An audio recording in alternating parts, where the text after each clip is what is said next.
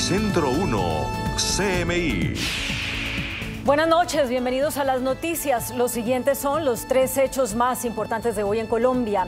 El expresidente Álvaro Uribe irá a juicio por soborno a testigos. La jueza del caso negó la solicitud de preclusión presentada por la Fiscalía.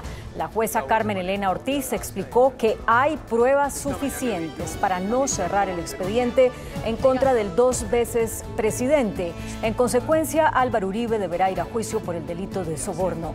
Ampliaremos esta noticia en nuestra emisión nacional a las 9 de la noche.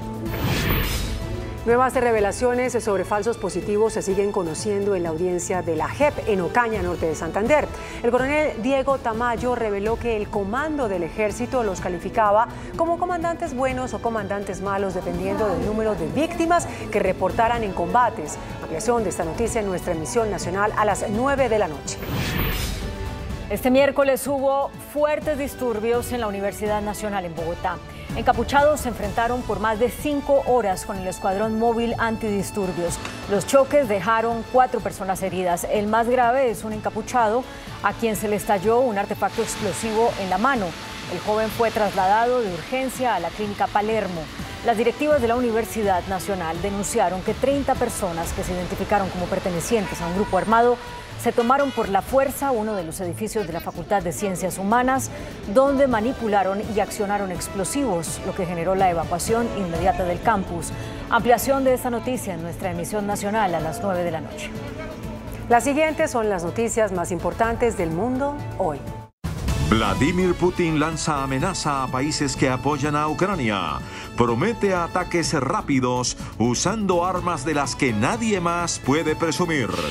Rusia ha lanzado 1.300 misiles contra Ucrania, denuncian las fuerzas militares. La ONU registra 2.665 civiles asesinados desde el inicio de la invasión rusa en Ucrania.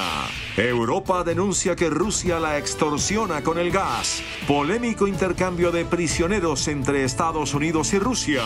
Principal asesor de la Casa Blanca dice que Estados Unidos está fuera de la fase de pandemia. Alarma en China. Ya hay 27 ciudades bloqueadas por rebrotes de COVID-19. Destituyen al alcalde de Lima, la capital de Perú. La NASA advierte que un asteroide gigante y potencialmente peligroso pasará cerca de la Tierra mañana. Con Claudia Palacios y Margarita Ortega. En una nueva arremetida contra Ucrania y sus aliados, el mandatario ruso Vladimir Putin amenazó a cualquier país que interfiera en su invasión y aseguró que habrá una respuesta rápida de sus fuerzas con armas que el mundo aún no conoce.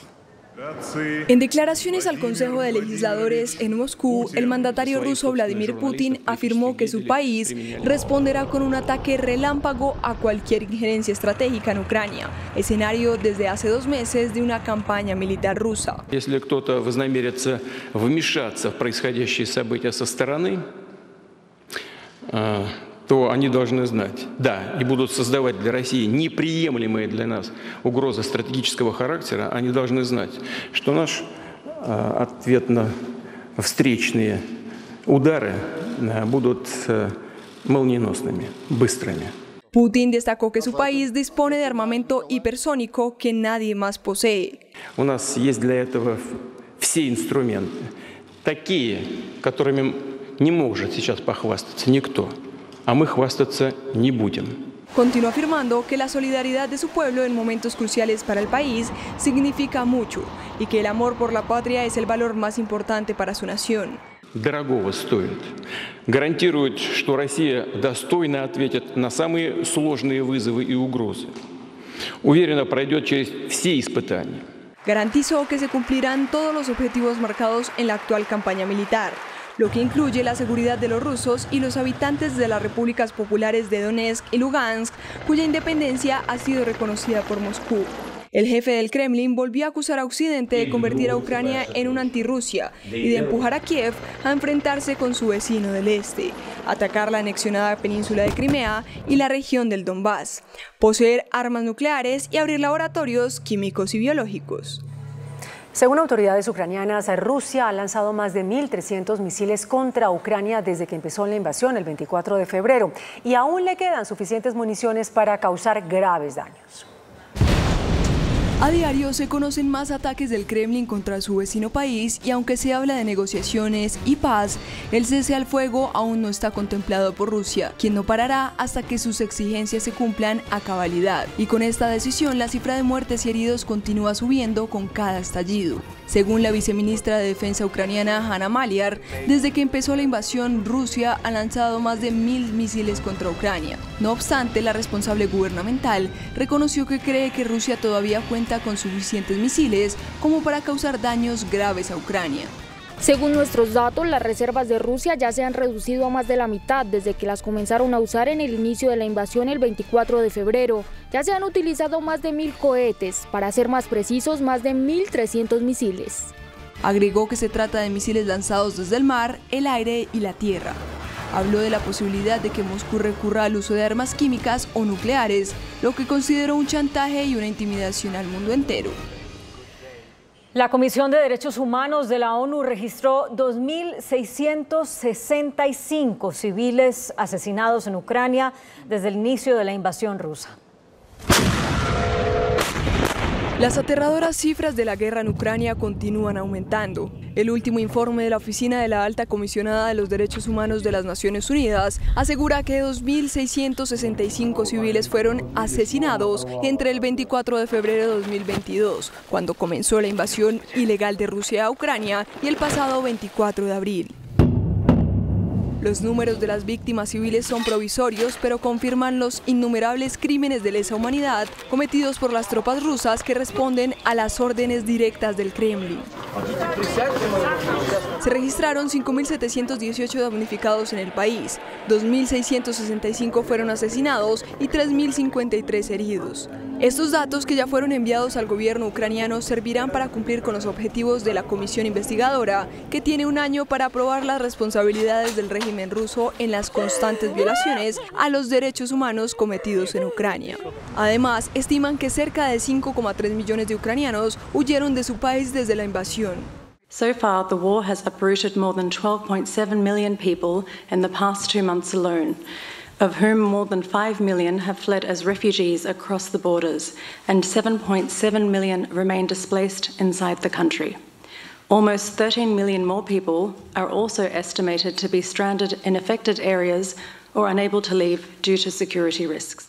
Si bien el flujo se ha desacelerado desde marzo, la ONU calcula en sus nuevas estimaciones que 3 millones de refugiados más podrían sumarse para finales de año, a los que ya huyeron de los combates y los bombardeos incesantes. Luego de que la gigante rusa Gazprom cortara el suministro de gas a Polonia y Bulgaria y amenazara al resto de la Unión Europea, el bloque calificó estos hechos como chantaje e incumplimiento de contratos. Rusia ha cumplido con su amenaza de cortar el suministro de gas a Polonia y Bulgaria por su negativa a pagar en rublos. La empresa estatal rusa Gazprom ha interrumpido totalmente sus exportaciones con destino a ambas naciones, según anunció el gigante energético. Moscú advirtió que otros países del bloque podrían verse privados del suministro si se niegan a pagar en su moneda, y que este corte es consecuencia de acciones inamistosas y actos hostiles en su contra. Luego de esta medida, los precios del gas en toda Europa subieron más del 20%. El gas sigue, sin embargo, fluyendo hacia el resto de países de Europa a través de la red de gasoductos rusos, incluido el Yamal Europa, que se extiende por el territorio polaco y también los que atraviesan el territorio ucraniano. Por su parte, la Unión Europea aseguró que está preparada para una eventual interrupción del gas ruso y elabora una respuesta coordinada ante el chantaje de Moscú.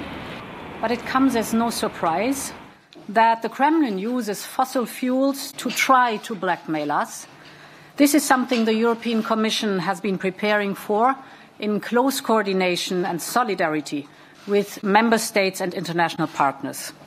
Our response will be immediate, united and coordinated. Afirman que tanto Polonia como Bulgaria están recibiendo ahora gas de sus vecinos de la Unión Europea y que Rusia fracasó en su intento de dividir a los 27. Today, the Kremlin failed once again in his attempt to sow division among member states. The era of Russian fossil fuel in Europe is coming to an end. Europe is moving forward on energy issues. Están trabajando para tener un sexto paquete de sanciones contra Rusia y le envían un mensaje de que no caerán ante el chantaje. El Kremlin rechazó las acusaciones.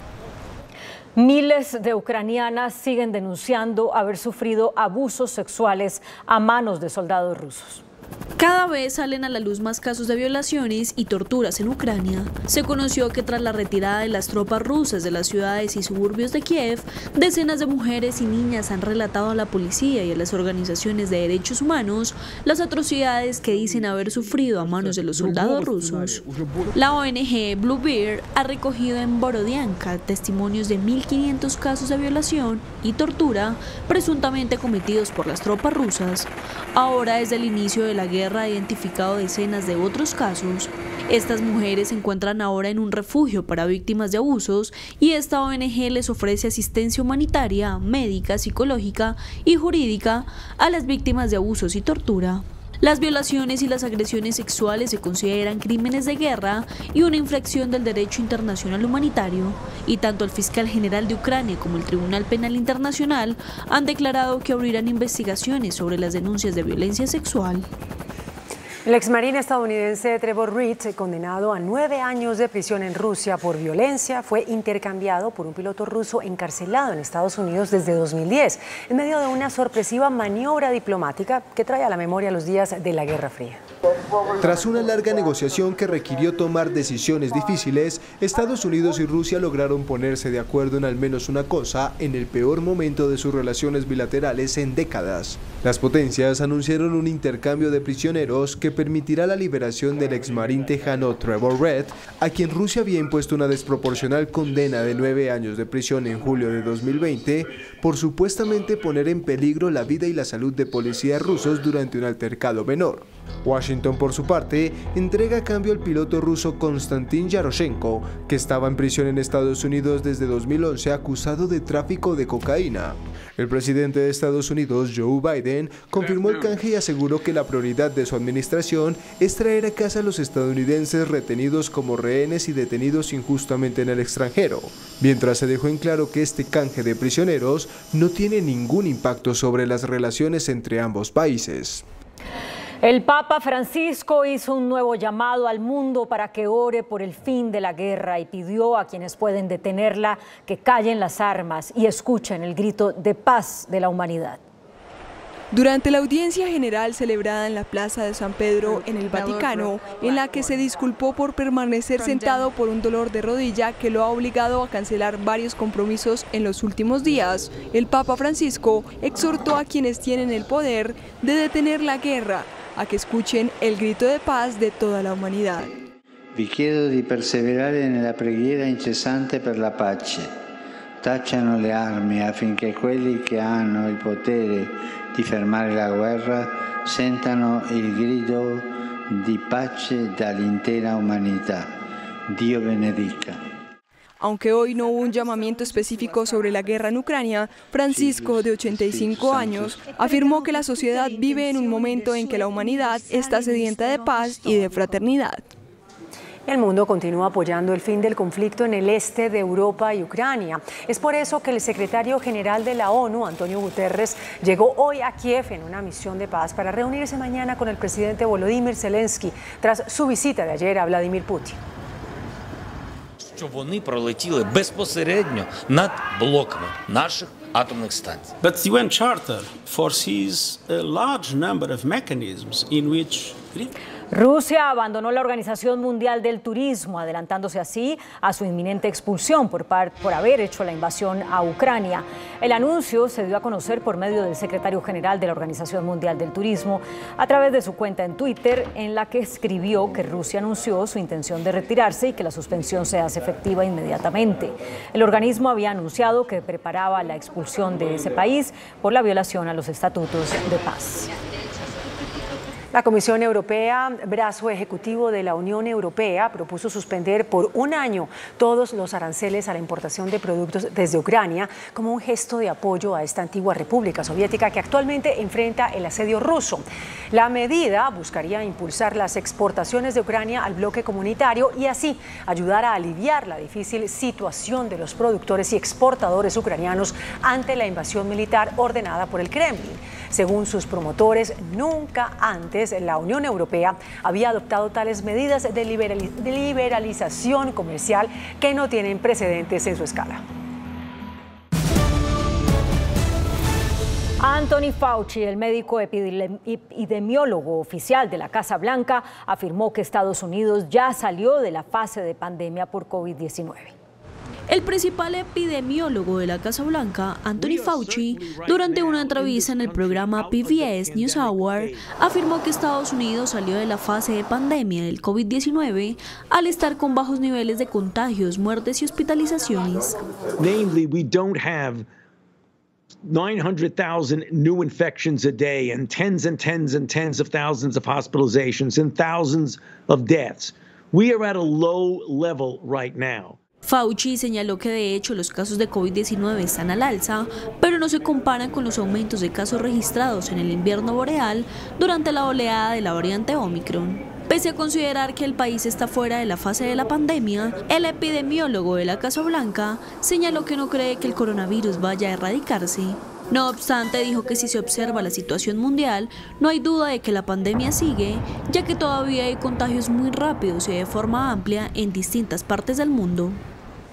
Y es que en contraposición, China está en alerta por un nuevo y preocupante rebrote de COVID-19. Al menos 27 ciudades del país están sometidas a bloqueos totales o parciales y ya se reportan los primeros contagios masivos en Beijing, la capital.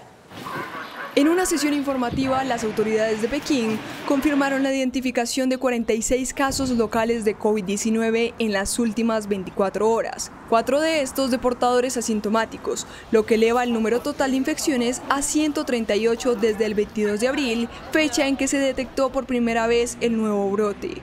Más de la mitad de los casos totales de Beijing se han detectado en el distrito más grande, Chaoyang, y casi un tercio se registraron en estudiantes. La capital de China realizó pruebas a casi 20 millones de residentes en 12 distritos esta semana, después de haber ampliado las pruebas masivas debido al aumento de casos. Actualmente, 5 zonas de la ciudad han sido designadas de alto riesgo y 16 de riesgo medio. Al menos 27 ciudades chinas están sometidas a bloqueos totales o parciales por el coronavirus, lo que podría estar afectando hasta 165 millones de residentes en todo el país. El gobierno alemán espera un crecimiento menor y una inflación casi 2 veces mayor a la prevista para 2022 debido a la guerra en Ucrania. El crecimiento proyectado es de solo 2,2%. La más reciente revisión de las proyecciones económicas del gobierno alemán dibuja un panorama bastante peor de lo que inicialmente pronosticaban los expertos. Una vez más, la principal economía europea redujo su previsión de crecimiento, que será sensiblemente menor, mientras la inflación será el doble de lo que se esperaba para 2022. El ministro de Economía alemán, Robert Habeck, reconoció que la guerra en Ucrania está causando estragos y que el PIB crecerá este año solamente un 2,2% frente al 3,6% previsto en enero.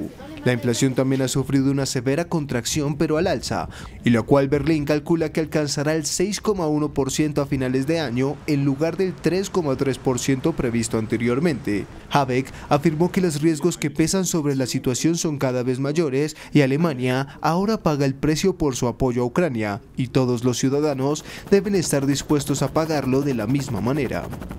Francia se encuentra a la expectativa por el nombramiento del primer ministro hombre o mujer de izquierda o de derecha que acompañará al reelegido Emmanuel Macron en su nuevo mandato. Aunque algunos medios dan por descontado que será el líder de izquierda Jean-Luc Mélenchon quien participó en las elecciones y terminó en tercer lugar, el Parlamento y fuentes del Elíseo aseguran que Macron buscará evitar que Mélenchon ejerza en exceso su influencia en el gobierno de cara a las legislativas de junio. Y por eso piensa en algunos nombres como el de la exministra de Ecología de derecha, Nathalie Kosciusko, la ministra de Defensa, Florence Parly, o la ministra de Trabajo, Elisabeth Borne. China confirmó el primer caso en el mundo del contagio de un ser humano con la gripe aviar H3N8, por lo que emitió una alerta sanitaria. El Ministerio de Salud de China dio a conocer el caso de un niño de 4 años que se infectó con la cepa H3N8 de la gripe aviar, el primer contagio de este tipo registrado entre humanos a nivel mundial. Este contagio ocurrió en la ciudad de Xumandian, en la provincia de Henan, al centro del país. El niño desarrolló fiebre y otros síntomas de gripe el 5 de abril. 5 días después su condición empeoró y fue hospitalizado. Y el 24 de abril se le realizó una prueba con la que se confirmó que tenía H3N8. El menor estuvo en contacto con pollos y cuervos que fueron criados en su casa, que está ubicada a 245 kilómetros al norte de Wuhan. Aparte de aves, la cepa había sido identificada en caballos y en perros, pero nunca en seres humanos, aunque se cree que en 1889 esta cepa causó una pandemia conocida como la gripe asiática. De momento se ha descartado que la gripe aviar H3N8 tenga capacidad eficaz de infectar humanos. Fiscales de Estados Unidos acusaron de 11 delitos contra el sistema financiero a Bill Hwang, fundador de Archegos Capital Management, un fondo de inversión que se vino abajo causando pérdidas multimillonarias a numerosas entidades financieras y que por poco desata una crisis en la economía estadounidense. Al financiero Bill Hwang le gustaba apostar fuerte en los mercados con arriesgadas inversiones que hicieron crecer como espuma los ingresos de su firma de inversión Archegos Capital Management. Sin embargo, hace más de un año su fondo se vino abajo y Hwang, de 57 años, no solo vio su fortuna evaporarse en unos días, sino que ahora debe hacer frente a las acusaciones por las pérdidas multimillonarias a numerosas entidades financieras que provocó su hundimiento. La Fiscalía estadounidense acusa a Hwang de 11 cargos criminales que incluyen asociación ilícita, manipulación del mercado, fraude electrónico y de valores, con el objetivo de manipular el precio de acciones que figuraban en la cartera de su firma y así defraudar a los bancos de inversión. Estas acciones, según las autoridades, permitieron que la cartera del fondo pasara en un solo año de 1.500 millones de dólares a unos 35.000 millones. Aunque el juez del caso de momento dejó a Hwang en libertad bajo fianza de 100 millones de dólares. Durante el homenaje a la fallecida exsecretaria de Estado Madeleine Albright, la primera mujer en la historia en ocupar ese cargo, el expresidente de Estados Unidos Bill Clinton resaltó el éxito del Plan Colombia para combatir la droga y el apoyo de Washington para su aliado más importante en América Latina. Los líderes mundiales y la élite política y de política exterior de Estados Unidos presentaron sus respetos a la fallecida Madeleine Albright, la niña refugiada de la Europa devastada por la guerra que se convirtió en la primera secretaria de Estado de los Estados Unidos. Encabezados por el presidente Joe Biden y los expresidentes Barack Obama y Bill Clinton, el hombre que la eligió para ser su principal diplomática y la mujer de más alto rango en el gobierno de Estados Unidos en ese momento, este último habló de su gran labor en el llamado Plan Colombia para combatir las drogas. Where Madeleine believed being a good neighbor was dealing with a country that was the oldest democracy in South America, where a third of the land was then under the control of the narco traffickers, with Plan Colombia. And just a few years later, the 50th anniversary of the Inter-American Development Bank was held in Medellin, formerly the drug capital of the world. She believed in that. La mujer murió de cáncer el mes pasado a los 84 años, lo que provocó una gran cantidad de condolencias de todo el mundo, que también aclamó su apoyo a la democracia y los derechos humanos. El empresario Germán Efromovich ahora tiene una nueva apuesta en el sector de aerolíneas en el mundo con el nacimiento de Aeroitalia, su nueva línea que ocupará el lugar que por muchos años tuvo la estatal Alitalia.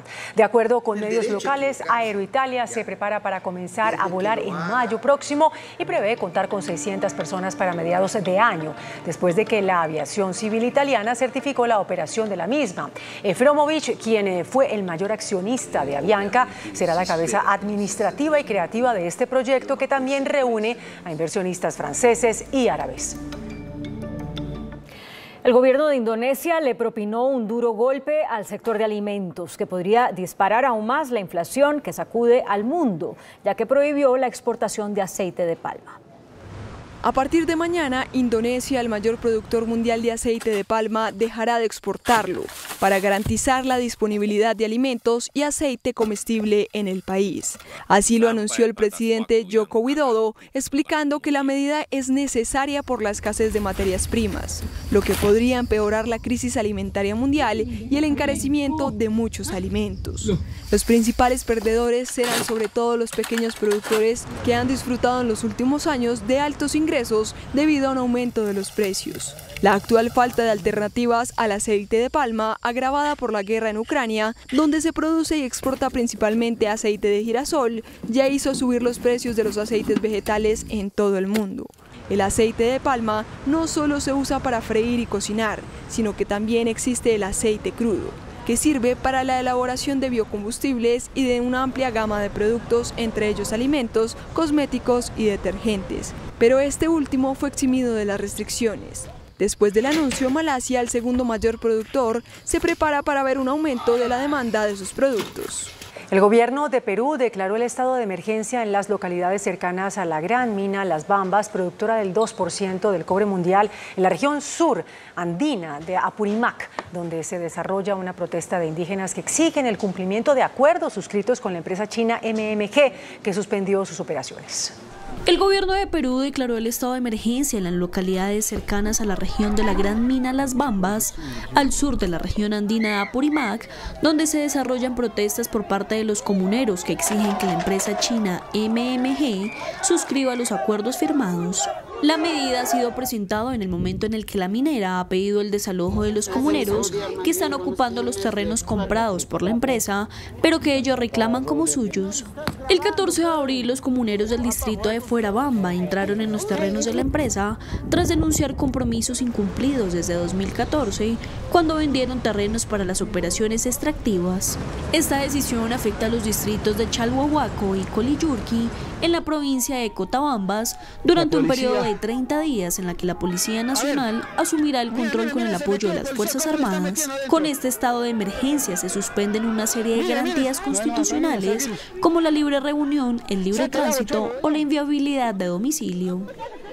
Las autoridades electorales del Perú destituyeron sorpresivamente al alcalde de Lima, Jorge Muñoz. El Jurado Nacional de Elecciones anunció la destitución del mandatario de la capital peruana sin derecho a apelación por haber integrado simultáneamente el directorio de la empresa estatal de agua potable de Lima, mientras ejercía ya como mandatario de la ciudad. En octubre habrá elecciones para escoger a su sucesor. Un gigantesco asteroide, gigantesco y potencialmente peligroso, pasará en las siguientes horas muy cerca de la Tierra, según advirtió la NASA. Este cuerpo espacial, descubierto en 2008, podría tener el doble de tamaño del emblemático edificio Empire State de Nueva York y viaja a más de 30 veces la velocidad del sonido.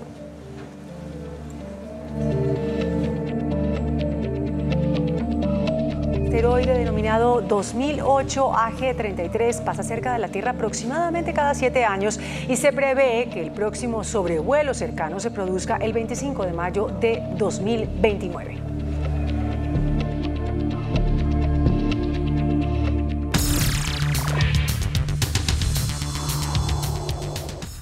Muy buenas noches. Segunda parte de la entrevista con el doctor Gustavo Petro, candidato a la presidencia de la República. Si usted fuera presidente, ¿extraditaría a Otoniel? Sí, pero yo pensaría en una política diferente hacia el narcotráfico, que incluye la extradición, pero una extradición dura, sin beneficios en los Estados Unidos. ¿Qué quiere decir? Y con una antesala. No, pero ¿qué quiere decir una extradición dura? En Estados Unidos, sí, Yamid, es que actualmente la extradición, y eso viene de unos años para acá, es casi un premio a los narcotraficantes. Muchos de ellos compiten por ser extraditados y en lugar de negociar con la justicia colombiana, negocian con la DEA, beneficios jurídicos. Y se van, pasan unos años allá, entregan una plata que allá les interesa mucho y se quedan viviendo en Estados Unidos libres. Entonces se ha convertido como una especie de premio. Si entregan información que a ellos les interesa para coger otro narcotraficante, entonces a veces ni pasan por la cárcel. Entonces a mí me parece que la extradición debe tener una pena dura, firme, es decir, debe ser un castigo, y el narcotraficante puede tener una opción: desmantelar todo su negocio, decir toda la verdad, someterse a la justicia colombiana. En el sometimiento a la justicia colombiana, pues tener una pena en Colombia. Si eso lo acepta y desmantela toda la organización narcotraficante y no reincide, pues sería mejor la justicia colombiana. Si reincide, la extradición con la pena más dura, no con un beneficio de negociación en los Estados Unidos, sino a cumplir la pena cabal por ser narcotraficante en una cárcel de los Estados Unidos. ¿Qué posibilitaría esta manera de entender la política antinarcóticos desde el punto de vista judicial? Que muchas organizaciones narcotraficantes pudieran desmantelarse pacíficamente en Colombia. Pero a ver, me parece entender que usted sería partidario, si es elegido presidente, de una especie de amnistía legal, una especie de amnistía con el narcotráfico para que sea juzgado aquí en Colombia, no extradición o extradición dura como último extremo. ¿Cómo es la propuesta suya concreta? Sí, pero es que amnistía ya me es para delitos políticos.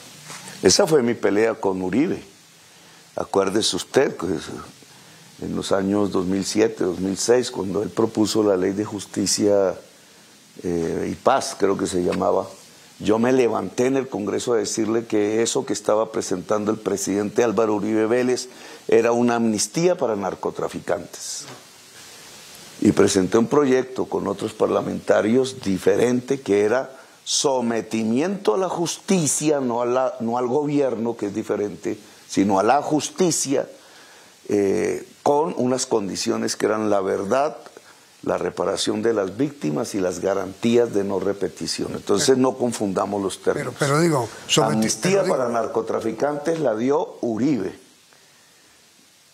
Yo lo que he hablado es de sometimiento a la justicia, es decir, el gobierno no tiene que meterse en la discusión jurídica de un criminal con sus jueces y con sus investigadores, que son todos del Poder Judicial.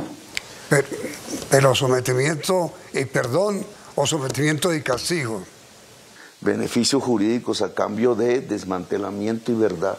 Eso ya existe, no se necesita cambiar la ley. Lo que pasa es que la justicia tiene que tener más poder hoy en Colombia, que no la tiene. Pero una política de sometimiento a la justicia individual es una relación que nada tiene que ver con los gobiernos. Es una relación entre el delincuente y su juez, en aras de conseguir la verdad, que ese es el propósito fundamental, y la restauración de las víctimas. La política de sometimiento a la justicia en Colombia debe tener un eje fundamental, que es la justicia restaurativa. Eso no se llama perdón, eso no se llama indulto, eso no se llama amnistía. Todas esas negociaciones que hacen los fiscales con los delincuentes todos los días en Colombia tiene un propósito, que es desmantelar el crimen y restaurar a las víctimas. Y a mí me parece un buen mecanismo, yo lo apoyé, porque lo que sí me parece un desastre completo es que un presidente de la República entonces invita a un narcotraficante al Congreso de la República para otorgarle a través de los congresistas amigos una ley de indulto, de olvido y de perdón total, cuando se trata de un delincuente común, ni siquiera es un delincuente político ni nada por el estilo. La Constitución de Colombia no permite eso. El simple hecho de que un gobierno negocie con narcotraficantes, como han venido haciendo en algunos gobiernos locales, en algunas ciudades, y lo hizo el gobierno de Uribe, es darle poder al narcotráfico. Toda negociación política, es decir, negociación donde estés el gobierno con el delincuente, le otorga poder político al delincuente. Lo vimos durante 4 años, yo me opuse, así que no no me acuses, Yamid, de algo contra lo cual yo mismo me opuse de frente y públicamente y me trajo unas consecuencias muy grandes. El exilio de mi familia, etcétera. Al final la Corte Constitucional nos dio la razón en ese debate. La Corte Constitucional dijo: el proceso con los paramilitares es de sometimiento a la justicia y debe tener como condición para el beneficio jurídico la verdad. Y ahí extraditaron a los paramilitares, igual que están haciendo ahora con Otoniel, que es otro paramilitar. Pero entonces la propuesta suya es que el gobierno no tenga nada que ver con la extradición por narcotráfico, sino exclusivamente la justicia. La justicia es la que dice a quién se extradita o no, exactamente. Pero eso no es un cambio de ley, así es hoy. Así es hoy. Es la Corte Suprema la que dice si se extradita a una persona o no. Y el presidente al final decide. El presidente al final decide, pero por solicitud de la Corte Suprema de Justicia. Entonces, hoy la justicia colombiana es la que propone quién se extradita o no. Obvio, hay un gobierno extranjero que lo solicita, pero quien dice si una persona se extradita o no es la Corte Suprema de Justicia, y el presidente toma la decisión final, incluso los tiempos en hacerlo. Cuando el presidente Duque decide extraditar a Otoniel, rápidamente, muy rápidamente, y esa es mi crítica, porque entonces lo que provoca es que no confiese ante la justicia colombiana. No es que liberen a Otoniel, es que confiese ante la justicia colombiana todos sus delitos y las relaciones que hizo para cometer esos delitos.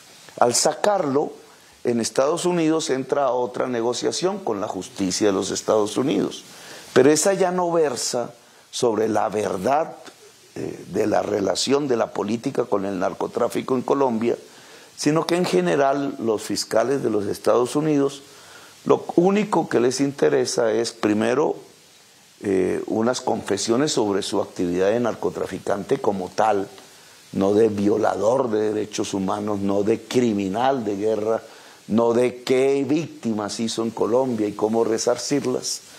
Y al final les dan unos beneficios jurídicos de acuerdo a la información que entregan para la justicia de los Estados Unidos.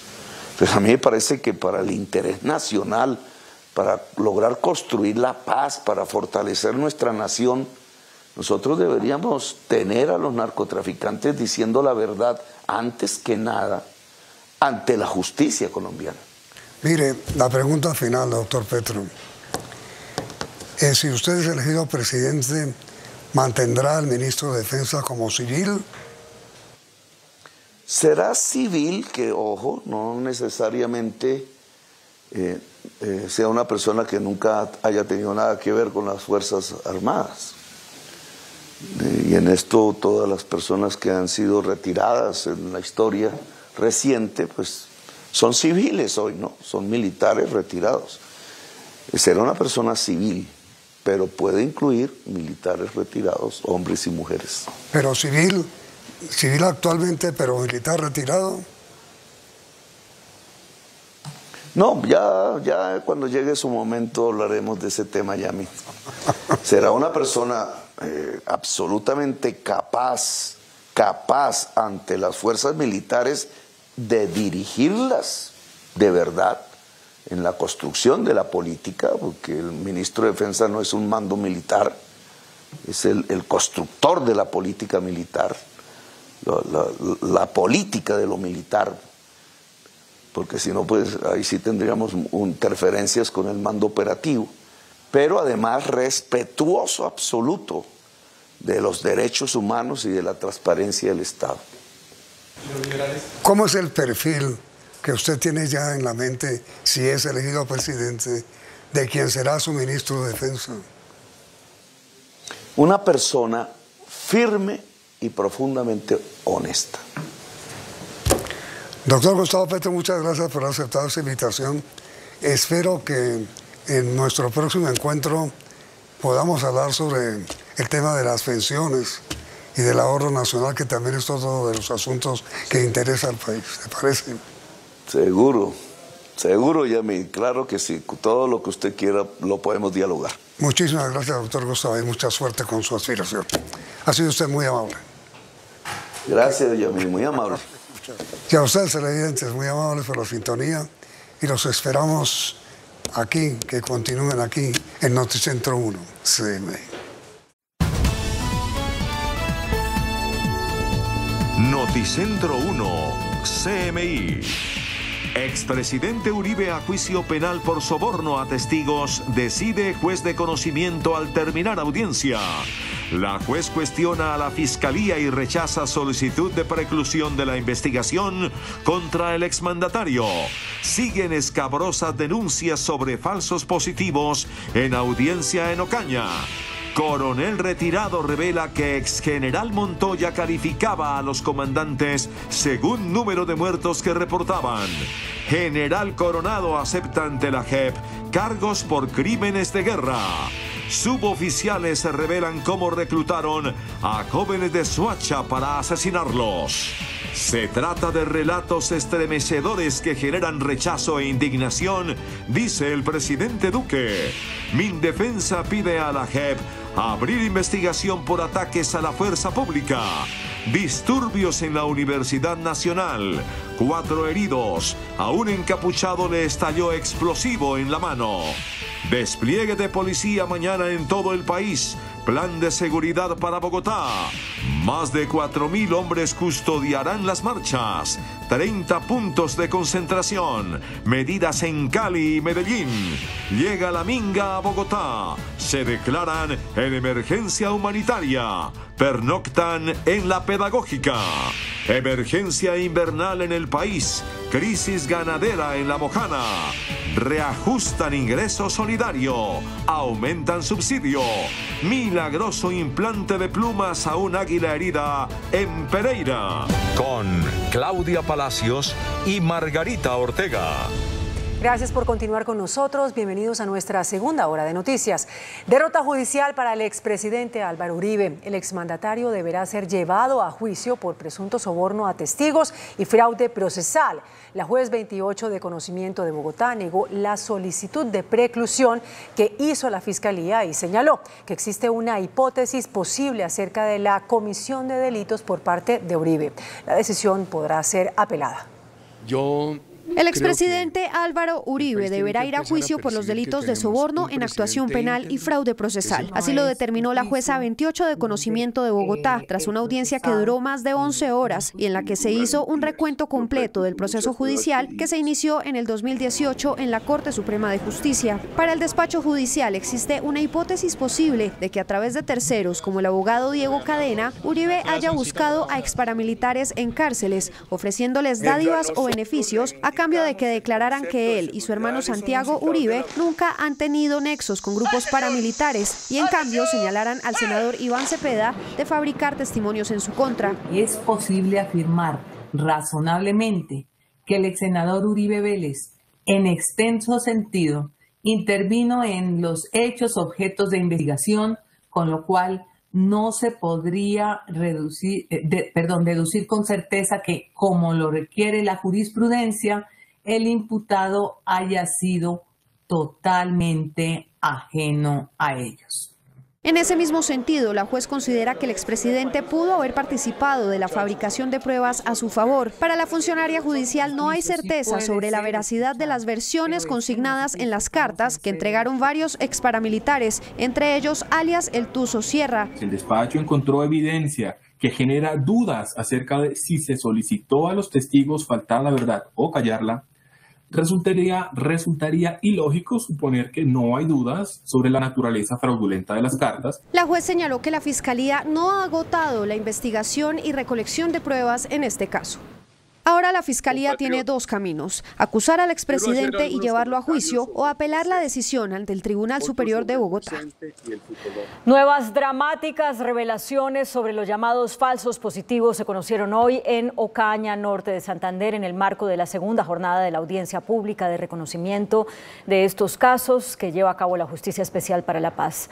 Altos oficiales revelaron detalles escalofriantes. Didier Chica, buenas noches. ¿Qué más dijeron hoy los oficiales en retiro? Claudia, buenas noches. Está finalizando esta segunda jornada de audiencia de la JEP en Ocaña, norte de Santander, donde otro grupo de militares admitió su responsabilidad en falsos positivos ocurridos en esta región. Se destaca el testimonio del coronel Álvaro Diego Tamayo, quien admitió varios crímenes y dijo que estos ocurrieron por presión que recibió del comando del ejército y además que existía una clasificación entre comandantes buenos y comandantes malos dependiendo de si reportaban o no muertes en combate. Bajo esas estadísticas nos calificaban entre los comandantes que éramos buenos, los que presentaban bajas o los que presentábamos bajas, y los comandantes malos, los que no presentaban bajas en combate. Aseguró que por esa presión que recibió del comandante del ejército y del comandante de la segunda división, él mismo ordenó asesinatos por los que hoy pidió perdón.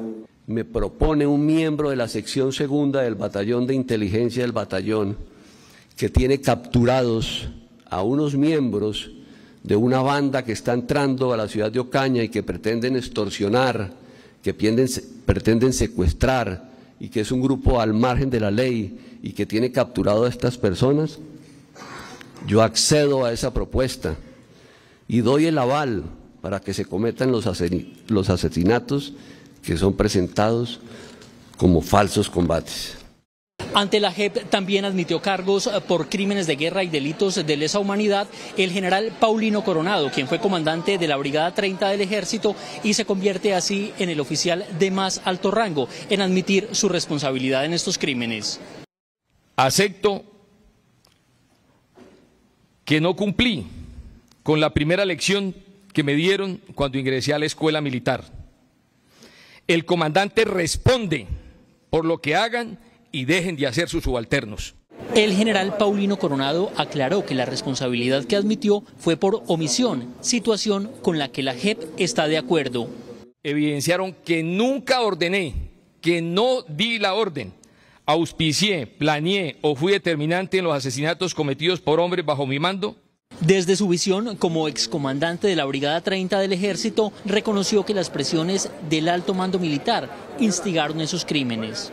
Por no avisorar que la política de inflexión física, definida por el señor general Mario Montoya Uribe, quien consideraba que solamente con la inflexión física podía llevarse a las FARC fundamentalmente a negociar, había que causar el mayor número de bajas posibles.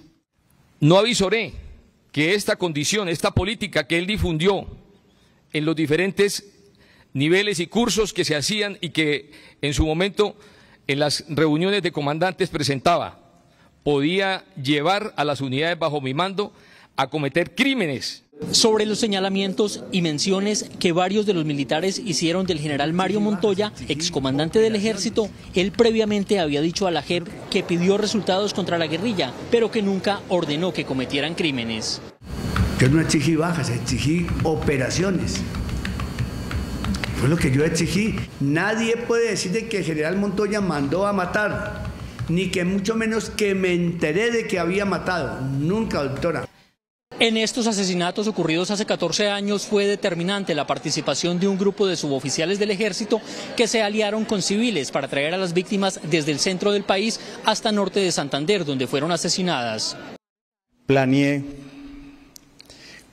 cómo llegaran cada uno de estos jóvenes a la ciudad de Ocaña y planeé cómo se debían entregar a los militares que iban a accionar sus armas. En este caso también está respondiendo un civil que fue usado por los militares para reclutar personas en Soacha y traerlas hasta Ocaña, donde fueron asesinadas. Soy responsable de haber recibido personas de Soacha de Bogotá y algunos miembros del ejército estaban en mi casa y se llevaban los muchachos. Las víctimas le pidieron a estos militares que delaten a otros integrantes del ejército que seguirían en servicio activo, incluso con posibilidades de ascender. También pidieron que haya responsabilidad política. Yo quiero que ustedes, señor, que usted diga que Mosquera vaya a la JEP. Yo necesito saber qué pasó con Mosquera. Aún ejerce, aún está dentro de las filas militares. ¿Quién quita que él no siga haciendo falsos positivos? Pero necesitamos esta persona. No es solamente ustedes, porque nosotros sabemos que detrás de ustedes vienen personajes muy grandes. Entonces, no es que ustedes dicen no, fue que Julano de arriba me dio la orden. No, con nombres, nosotros queremos nombre. Sean valientes. Entreguen las cabezas principales, no se hundan ustedes solos, porque ustedes no son los que están solos, tras de ustedes hay cabezas principales. Ahora la JEP tendrá que valorar la aceptación de cargos que hizo cada uno de estos militares y con base a ello imponer las primeras sanciones en un rango de 2 o 3 meses. Información desde Ocaña, norte de Santander, Didier Chica, Noticentro 1, CMI. Didier, muchísimas gracias. El presidente Iván Duque reconoció hoy que lo estremecen los testimonios que están dando altos mandos militares que cometieron los llamados falsos positivos, pero advirtió que hay que separar las conductas individuales de la política institucional de las fuerzas militares que siempre han defendido la ley y respetado los derechos de los ciudadanos. El presidente Iván Duque, en su primera reacción por los testimonios que están rindiendo ante la JEP, suboficiales y oficiales comprometidos en los asesinatos de los falsos positivos, reconoció que son estremecedores y dijo que toda conducta individual de los miembros de la fuerza pública que deshonren el uniforme deben ser rechazadas categóricamente. Claro que estas cosas estremecen y además generan rechazo e indignación. Y por eso también tiene que aplicarse el peso de la justicia.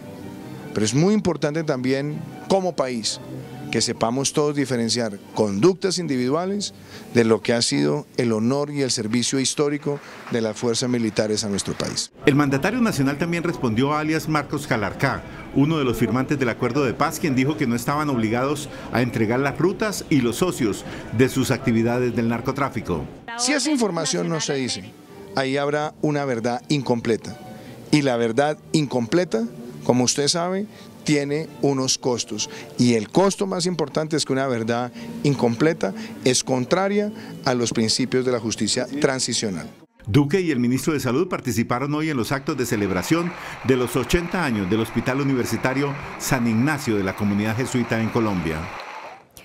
Los candidatos presidenciales condenaron hoy los falsos positivos. Sergio Fajardo dijo que ese hecho es una vergüenza para el país. Federico Gutiérrez indicó que los responsables deben pagar con penas severas y Gustavo Petro señaló que los hechos se debieron a la doctrina de conteo de cuerpos impulsada en el gobierno de Álvaro Uribe. El asesinato de 6.402 jóvenes, campesinos, indigentes, que fueron cometidos por miembros de la fuerza pública, queriendo hacerlos pasar por guerrilleros, fueron censurados hoy por candidatos presidenciales. Dijeron que las confesiones ante la Justicia Especial para la Paz, JEP, son valerosas, pero que debe haber castigo y nunca repetición. Doloroso. Las confesiones que escuchamos ayer nos tienen que estremecer a todos nosotros en Colombia. Nosotros no nos merecemos ese país. Y tenemos que aprender de todo lo que nos ha pasado. Y si no aprendemos, Colombia va a ser inviable. El castigo más fuerte que se ha permitido para estos sinvergüenzas que portando las armas del Estado y los uniformes del Estado asesinaron a jóvenes indefensos para presentarlos justamente como guerrilleros. Eso no es tolerable. Un gran llamado a todos los actores del conflicto, a los que en este momento están vinculados a la JEP, a los procesos de la JEP, a los excombatientes de las FARC, para que reflexionen sobre lo sucedido con los falsos positivos y que equilibremos las cargas. La verdad tiene que ser una verdad para todos. Y en Twitter Gustavo Petro dijo: la política de seguridad, basada en número de bajas y enemigo interno, llevó a personas de la fuerza pública a ser juzgadas por crimen de guerra. Cambiaré la doctrina de seguridad por una humana, donde el delito se vea en su complejidad de causas y los indicadores sean de vida. Los candidatos presidenciales se comprometieron a liderar una política de seguridad que deje atrás el conteo de cuerpos como sinónimo de éxito en la doctrina militar. Al tiempo de estas audiencias de reconocimiento, desde el Ministerio de Defensa se hizo una solicitud a la Jurisdicción Especial para la Paz para que inicie un macrocaso para investigar los ataques y los delitos de guerra contra la fuerza pública. El ministro de la Defensa Nacional, Diego Molano, se pronunció sobre las audiencias de reconocimiento que se adelantan en Ocaña, norte de Santander, por parte de la JEP, donde exmilitares han confesado que participaron en falsos positivos. Lo que se evidenció ayer fue unos individuos que pertenecieron al Ejército Nacional, que mancharon el honor del uniforme y que en este proceso de justicia transicional hoy están en ese proceso de ser llamados y asumirán sus responsabilidades. El jefe de la cartera de la Defensa dijo que hubo una solicitud formal a la Jurisdicción Especial para la Paz, que aún no ha sido respondida. Se presenta el caso de cómo son las FARC las que han cometido delitos de crímenes de lesa humanidad, generando 403.000 víctimas de nuestra fuerza pública. Se participa de ese proceso, se le ha solicitado a la JEP inclusive abrir un macrocaso de delitos de guerra, de crímenes de guerra contra las víctimas de las fuerzas militares y de policía, y estamos a la espera del desarrollo de estas audiencias. Molano confirmó que actualmente militares y policías reciben formación en derechos humanos para evitar acciones violentas en contra de la población civil. En las últimas horas se registraron fuertes disturbios en la Universidad Nacional.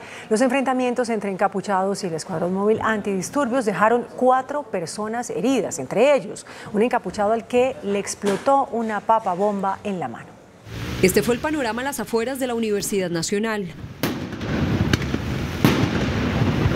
Por más de 5 horas, encapuchados se enfrentaron con el escuadrón móvil antidisturbios. Los choques dejaron como saldo 4 personas heridas. El más grave, un encapuchado a quien se le estalló un artefacto explosivo en la mano. El joven fue trasladado de urgencias a la clínica Palermo. Las directivas denunciaron que un grupo armado se tomó por la fuerza las instalaciones de la universidad. Aproximadamente 30 personas que se identificaron como pertenecientes a un grupo armado ingresaron y se tomaron por la fuerza al edificio 212, aulas de ciencias humanas donde manipulan y accionan material explosivo.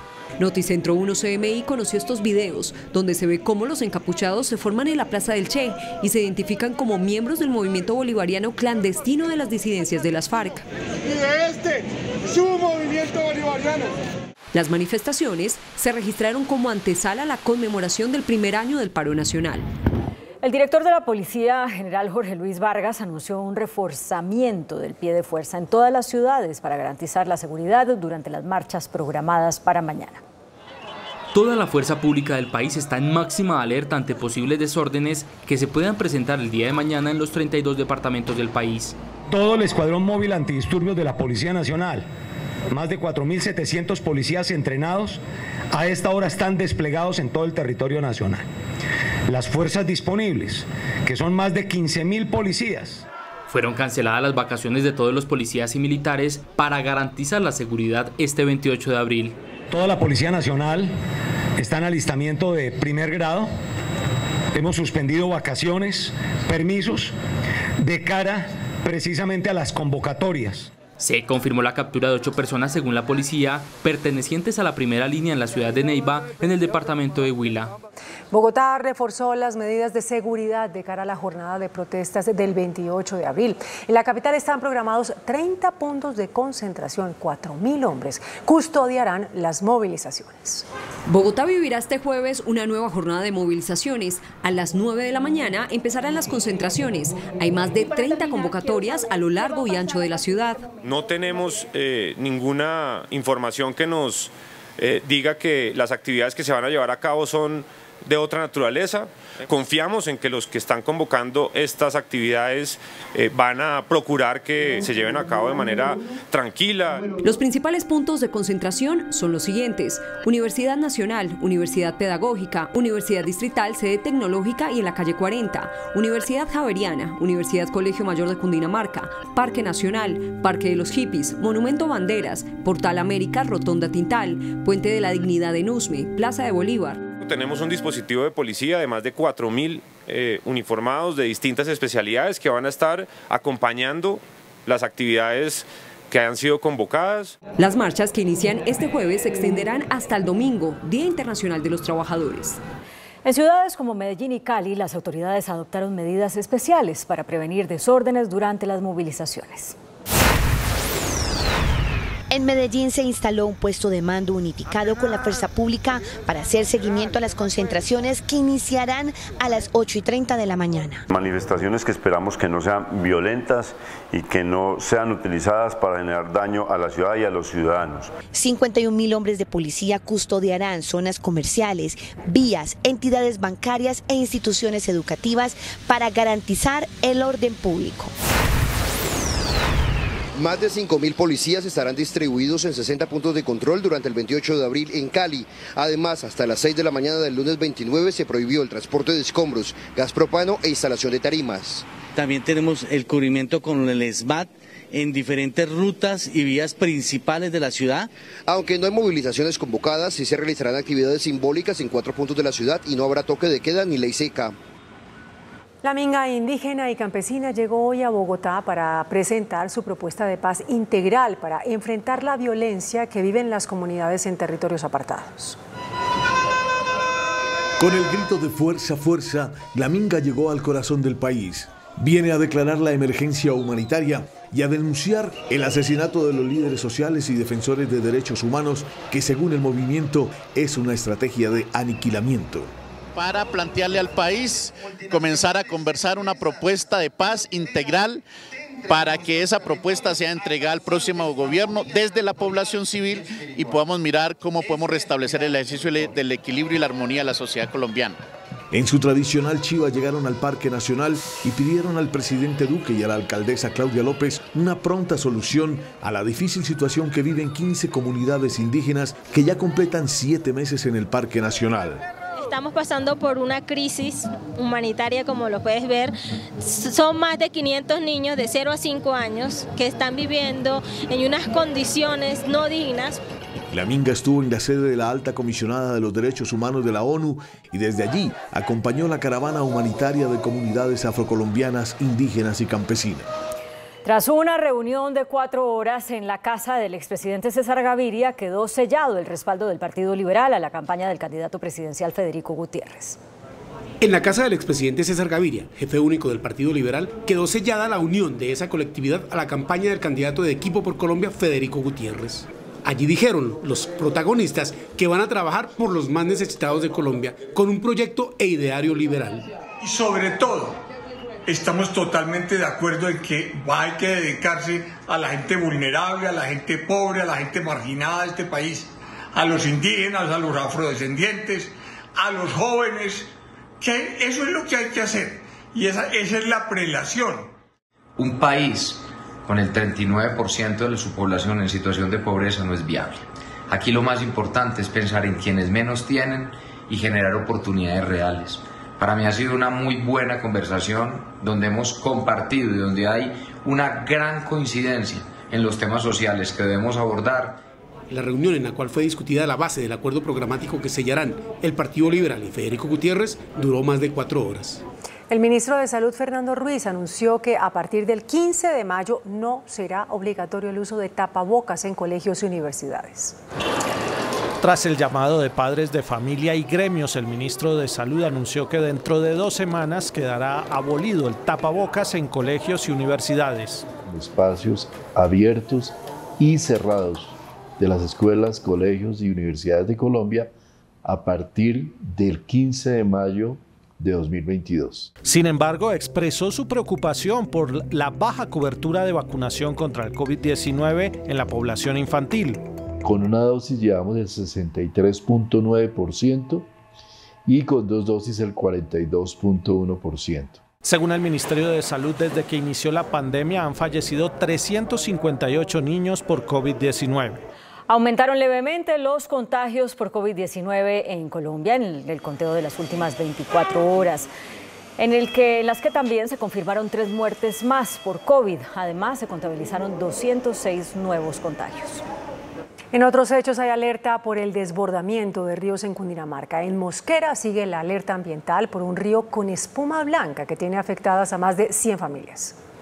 Es muy crítica la situación en el municipio de Mosquera, Cundinamarca, por una espuma contaminante que está cayendo sobre las personas y las viviendas. Buscamos al alcalde del municipio y esto respondió sobre esta particular situación que se presenta a orillas de un río en el sector de Los Puentes. Viene siendo una afectación de los municipios de la Cuenca Alta, que muchas veces a través de las aguas que vienen residuales generan esta contaminación y cuando hay el impacto, el choque, generan la espuma. Gravemente afectados están los habitantes de esta parte del municipio de Mosquera. A pesar del olor fétido y de toda esta espuma que está cayendo sobre las viviendas, aún no se toma ninguna acción fundamental que pueda evitar esto. Los niños a veces se ponen a jugar con esa espuma, ellos piensan que eso es un juego, pero no, esa espuma no es un juego, eso tiene muchos microbios, es mucha contaminación la que se ve acá en el barrio realmente. Ay, Dios mío. En Sucre, una grave crisis atraviesa el sector ganadero por las inundaciones en la región de La Mojana tras el desbordamiento del río Cauca. A 8 meses de haberse roto el dique que contenía las aguas del río Cauca, la situación para los mojaneros es cada vez peor. Los cultivadores y ganaderos de la región ya no tienen cómo trasladar sus reses y muchos deben verlas morir de hambre. En el sector se habla de pérdidas superiores a los 32.000 millones de pesos. Aquí tenemos un animal que bien pudo haber servido para alimentar a una población a través de la leche que producía y de la carne. Pero lamentablemente, por la ola invernal, por las aguas del río Cauca, estos animales están en esta condición. En la zona ya no hay un lugar seco donde tener el ganado y los sitios del San Jorge a donde fueron trasladados también se inundaron. El ministro encargado de Agricultura, Gonzalo Botero, anunció un plan para atender afectaciones de la ola invernal en el campo.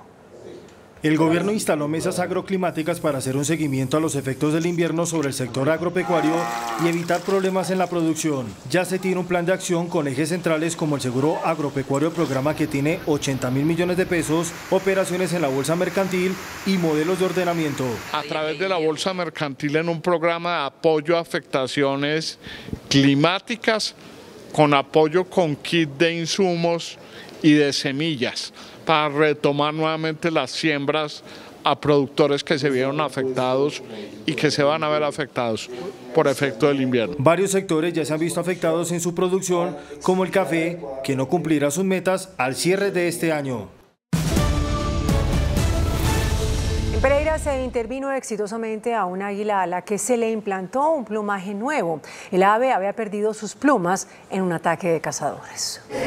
Una por una, con mucho cuidado, utilizando plumas donadas por otra ave, Alex Ospina realiza el injerto del plumaje que requiere el águila cuaresmera, que fue víctima de cazadores que la atacaron en el departamento de Antioquia y fue rescatado oportunamente y trasladada a Pereira, donde se inició el proceso de recuperación. Cuando un ave pierde sus plumas por fractura, usamos plumas de otro individuo de la misma especie para injertarla. En este caso, la Universidad Nacional tiene AURRAS, que es el centro de rescate en Bogotá, y ellos nos donaron el plumaje de un individuo que había fallecido. El Bioparque Ucumarí en Pereira facilita los equipos para que se realice el delicado y minucioso procedimiento y será este parque el que inicie el proceso de monitoreo con esta águila con elementos tecnológicos para hacerle seguimiento hasta su país de origen. 2 meses le llevó a la justicia obtener las pruebas para condenar a un extranjero por el asesinato a sangre fría de la niña Nicole Valentina, luego de robarle el celular a la salida de su colegio en Bucaramanga. El juez 10 penal de Bucaramanga condenó a 53 años de prisión a Pedro José Trujillo Pérez, quien aceptó los cargos de homicidio agravado y hurto calificado y agravado, de los cuales fue víctima la niña de 15 años. Tras información de inteligencia y seguimientos, el asesino fue capturado en Barranca Bermeja un día después de los hechos. Mucha atención a esta hora, hay alerta en inmediaciones de la URI de Puente Aranda en Bogotá. Hace pocos minutos se registró un intento de fuga. Los detenidos prendieron fuego al primer y segundo piso del edificio judicial y en la huida saquearon y destruyeron el mobiliario. Se desconoce el número de evadidos y de heridos. Las autoridades en cabeza del general Eliezer Camacho adelantan un plan candado para dar con el paradero de los fugados. El gobierno anunció un aumento de 20.000 pesos en el ingreso solidario que reciben 4 millones de familias pobres. Con el anuncio del gobierno nacional de aumentar los subsidios de ingreso solidario, el pago de estos beneficios queda de la siguiente manera para las familias de categoría A y B del Sisbén. De una persona recibirán 420.000 pesos cada 2 meses. Para los hogares de 2 personas o más hasta 435.000 pesos. Los hogares de categoría C del Sisbén continuarán recibiendo a partir de mayo 400.000 pesos cada 2 meses. El desarrollo de ingreso solidario, que en este momento están recibiendo 4 millones de colombianos, tuvieron una reducción, un impacto muy importante en la reducción de la pobreza. Según la directora de Planeación Nacional, con este tipo de subsidios se evitó que 1.800.000 personas cayeran en situación de pobreza. El superintendente de Industria y Comercio, Andrés Barreto, anunció una investigación a Bavaria por prácticas anticompetitivas en el mercado de la cerveza del país. A través de la resolución 23369, el ente supervisor inició investigación en contra de Bavaria por abuso de posición dominante en el mercado de la cerveza. La superintendencia encontró prácticas inusuales como el aumento de acuerdos de exclusividad, los cuales pasaron de 88 a 82.000 contratos. De esta manera, Bavaria obstruyó la entrada y expansión de sus competidores en este mercado, afectando a empresas como Central Cervecera Colombia, que elevó una queja desde 2018 por esta situación. Puede restringir el crecimiento o incluso la posibilidad de que nuevos competidores en el mercado de cerveza lleguen al mercado colombiano. Por otro lado, el superintendente hizo referencia a otros de los casos de libre competencia, como es la queja del Canal 1 por prácticas restrictivas, al señalar que estos casos pueden tardar un tiempo para determinar si van a una investigación formal. No toda queja amerita, por supuesto, una investigación de competencia por cuanto miren, por ejemplo, en el marco de este caso, la relevancia del producto, del mercado y de la situación que presenta. A la fecha no se tiene avances. El ministro del Trabajo, Ángel Custodio Cabrera, lanzó un nuevo plan de capacitación y vinculación laboral para víctimas del conflicto armado. Desde Valledupar, el ministro de Trabajo, Ángel Custodio Cabrera, lanzó un nuevo programa gubernamental con el que se pretende formar, capacitar para el trabajo a 6.000 víctimas del conflicto armado cada año. Esto significa incorporar más de 6.000 personas al año al mercado laboral, repito, víctimas del conflicto, y van a tener la capacitación es de 1.000 horas, tiene una ayuda monetaria, unos kits de bioseguridad. Según el ministro de Trabajo, la inversión conjunta con la Organización Internacional del Trabajo para apoyar el plan de empleo para las víctimas comprende recursos por 30.000 millones de pesos. El presidente de Ecopetrol, Felipe Bayón, defendió el fracking como mecanismo para garantizar la autosuficiencia energética del país. Tener varias fuentes de exploración de hidrocarburos como la tecnología fracking son parte de las garantías para garantizar la autosuficiencia energética del país. Así lo señala el presidente de Ecopetrol, Felipe Bayón, al señalar que Colombia viene haciendo la tarea, lo que ha evitado la importación de crudo y sus derivados como los combustibles, que puede ascender a 50 o 60 billones de pesos. Si tuviéramos que importar todo el crudo, 370.000, 400.000 barriles, eso podría costar, depende del precio del barril y del tipo de cambio, entre 50 y 60 billones de pesos al año. El gobierno destacó el Fondo de Estabilización, el cual mantiene subsidios para evitar que el alza en el precio del petróleo se traslade al consumidor final. Tendríamos un precio que hoy está entre 8.800, 9.000 pesos el galón, podría pasar a cerca de 22.000, 23.000 pesos, que es lo que se paga en países como Chile, por ejemplo, que no son productores. El pronunciamiento fue hecho en la Comisión Quinta de la Cámara de Representantes. El índice de capitalización de la bolsa, que mide el comportamiento de las 20 principales acciones, cerró al alza. El índice selectivo MSCI Colcap de la Bolsa de Valores de Colombia subió 0,69% a 1.586 puntos. La acción de Enca fue la que más subió, con una valorización de 4,35% a 24 pesos. La acción del Banco de Bogotá fue la que más bajó, con una pérdida de 2,70% a 50.110 pesos. La acción más negociada de la jornada fue la de Ecopetrol, al movilizar más de 32.000 millones de pesos, con una variación positiva de 1,05% a 3.280 pesos. El dólar cerró al alza. Indicadores económicos en Noticentro 1 CMI. La tasa representativa del mercado que regirá para mañana jueves será de 3.967 pesos con 32 centavos. Los profesionales del cambio compran la divisa en promedio entre 1.760 pesos y la venden entre 1.810 pesos. Un euro cuesta 4.175 pesos. La libra de café en Nueva York se cotizó a $2 con 15 centavos. El azúcar se transó en 18,89 centavos de dólar la libra. El barril de petróleo WTI se cotizó en $102 con 9 centavos. La referencia Brent para Colombia se cotizó en $104 con 89 centavos. Una acción de Ecopetrol cuesta 3.280 pesos.